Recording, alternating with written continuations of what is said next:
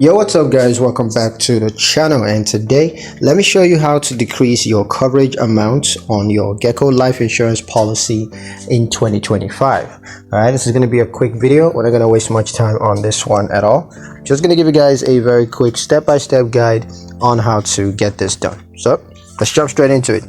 Now, the first thing you're going to do, of course, is to log into your Geico account. Now, you could choose to log into your Geico account on the online platform. That's the Geico website. Or you could choose to do so on the Geico mobile app on your mobile device. And once you're logged into your account, you're just going to click on policy details. You just click on policy details, and then you're going to select coverage options. Next, you're going to select the coverage option that you want to decrease. So go ahead and select that and click edit. Next, you're going to enter the new coverage amount. So go ahead, enter the new coverage amount, and once you're done with that, you're just going to click save changes. And once that changes are saved, you can review and confirm the changes to your policy just to make sure that everything went smoothly.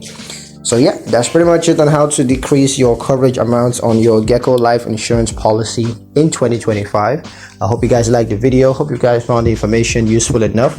If you did, like the video, comment down below, let me know what you thought. Share the video with your friends and subscribe to the channel if you haven't done so already. And I'll see you guys